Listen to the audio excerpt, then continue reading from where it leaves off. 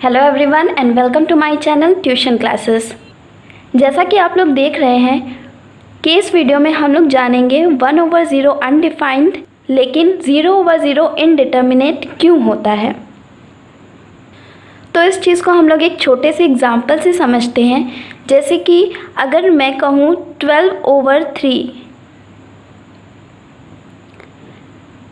इसका मतलब क्या हुआ कि 12 को 3 से डिवाइड करना है और आंसर क्या आएगा। आंसर कुछ तो आएगा। और हम सब ये भी जानते हैं कि डिवीज़न और मल्टीप्लिकेशन एक दूसरे के इन्वर्स प्रोसेस है। तो इसी चीज़ को अगर मैं मल्टीप्लिकेशन के फॉर्म में लिखना चाहूँ तो इसको मैं ऐसे लिख सकती हूँ कि 3 × x = 12। मतलब कि 3 में कुछ तो मल्टीप्लाई होगा जो हमें 12 देगा। तो क्या मल्टीप्लाई कर दें 3 में कि हमें 12 दे दे। तो हम सभी जानते हैं कि 3 × 4 = 12 होता है। मतलब 3 को 4 से मल्टीप्लाई करेंगे तो हमें 12 मिलेगा। यानी यहाँ पे जो x की वैल्यू आएगी वो 4 है और जो भी ये x की वैल्यू होगी वही इसका भी आंसर होगा। यानी 12/3 भी क्या हो जाएगा, 4 हो जाएगा। अब यहाँ पे आप लोग देखिए कि 4 एक फाइनाइट नंबर है, ठीक है। अब चलिए 1/0 की बात करते हैं। 1/0 का क्या मतलब हुआ, मतलब 0 × x = 1, यही होगा। अब अगर मैं यहाँ पे आपसे एक क्वेश्चन पूछूं कि x की जगह पे मैं क्या पुट कर दूं कि मुझे 1 मिल जाए, तो आपका आंसर क्या होगा। एग्जैक्टली जैसा कि हम सब जानते हैं कि 0 का किसी भी रियल नंबर से मल्टीप्लाई करने पे 0 आता है, 1 तो नहीं आएगा।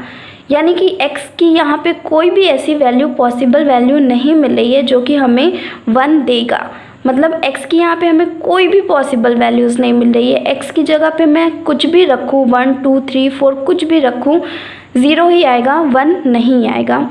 यानी यहाँ पे 0 × x = 1 मुझे नहीं मिल रहा है। यानी कि 1/0 की भी वैल्यू मुझे नहीं मिलेगी क्योंकि x की कोई पॉसिबल वैल्यू ही नहीं मिल रही है।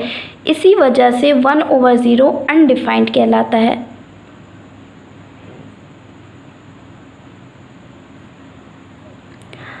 अब दूसरी ओर अगर हम 0/0 की बात करें तो 0/0 को भी हम लोग ऐसे लिख सकते हैं कि 0 × x = 0।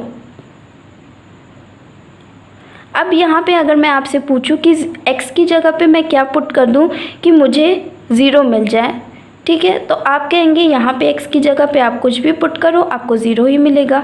चाहे मैं 1 पुट करूँ, चाहे 2 पुट करूँ, चाहे 3 पुट करूँ, 100 पुट करूँ, 1000 पुट करूँ, कुछ भी पुट करूँ, 0 से किसी भी रियल नंबर का मल्टीप्लिकेशन करेंगे तो 0 ही आता है।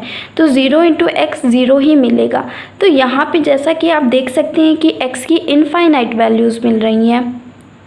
अब जब इनफाइनाइट वैल्यूज़ मिल रही हैं तो हम ये डिटरमाइन नहीं कर पा रहे हैं कि हमें एग्जैक्ट कौन सी वैल्यू रखनी चाहिए।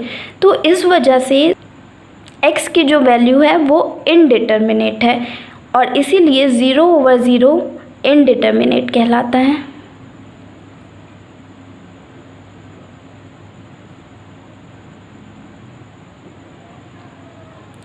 अनडिफाइंड क्यों, क्योंकि x की कोई भी पॉसिबल वैल्यूज़ नहीं मिल रही थी। 1/0 की कोई भी पॉसिबल वैल्यू नहीं मिल रही थी, इस वजह से अनडिफाइंड।